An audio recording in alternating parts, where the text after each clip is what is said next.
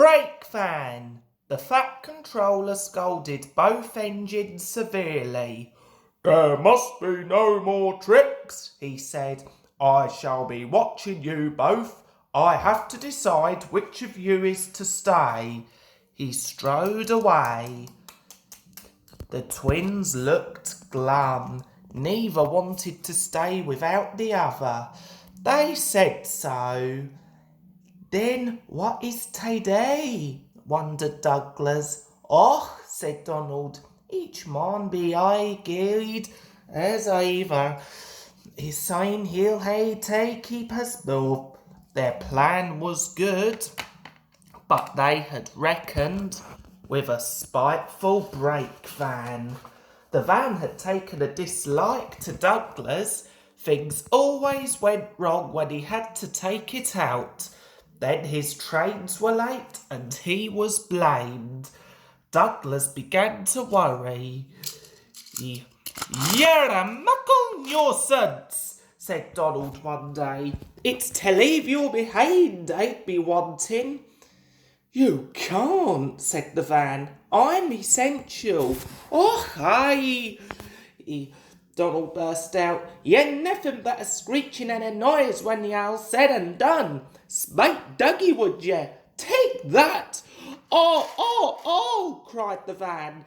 Hard you wished, said Donald severely. There's more coming, sin ye misbehave. The van felt better after that. Douglas's trains were punctual. And the twins felt happier. Then Donald had an accident. He backed into a siding, the rails were slippery, he couldn't stop in time and crashed through the buffers into a signal box. One moment the signalman was standing on the stairs, the next he was sitting on the coal in Donald's tender. He was most annoyed. You clumsy great engine, he stormed. Now you must stay there. You've jammed my points. It serves you right for spoiling my nice new signal box. The Fat Controller was cross too. I am disappointed, Donald, he said. I did not expect such clumsiness from you. I had decided to send Douglas back and keep you. I'm sorry, sir, but Donald didn't say what he was sorry for. We know, don't we? I should think so too, went on the Fat Controller indignantly. You have upset my arrangements. It is most inconvenient.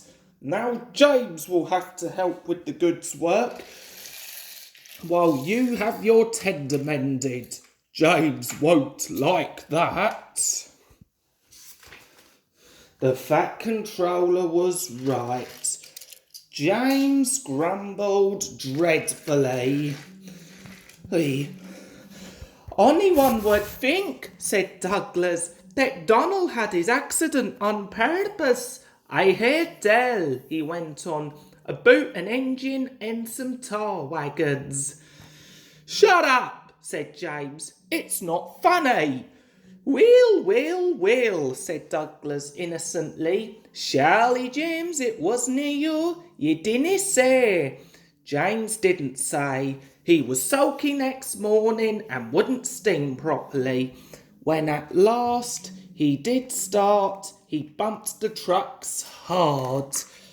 He's cross, sniggered the spiteful brake van. We'll try to make him crosser still. Hold back, whispered the van to the trucks. Hold back, giggled the trucks to each other.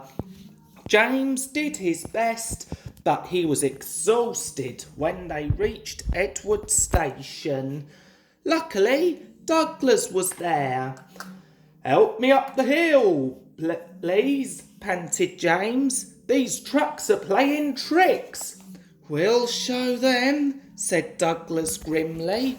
Come on, puffed James crossly. Get more than you're, puffed Douglas from behind. Slowly but surely, The snorting engines forced the unwilling trucks up the hill, but James was losing steam. I can't do it. I can't do it, he panted. Lay it to me! Lay it to me! Shouted Douglas. He pushed and he puffed so furiously that sparks leapt from his funnel. Groaned the van. I wish I'd never thought of this. It was squeezed between Douglas and the trucks. Go on, it screamed. But they took no notice. The guard was anxious. Go steady, he yelled to Douglas. The van's braking. It was too late. The guard jumped as the van collapsed. He landed safely on the line. I might have known it was Douglas. I'm sorry, sir. Maybe I was clumsy, but I wouldn't be beaten by yon tricksy van. I see, said the Fat Controller. Edward brought some workmen to clear the mess. Douglas was grand, sir, he said. James had no steam left, but Douglas worked hard enough for free. I heard him from my yard. 2 would have been enough, said the Fat Controller drily. I want to be fair, Douglas, he went on. I'd admire your determination, but I don't know. I really don't know. He turned and walked thoughtfully away.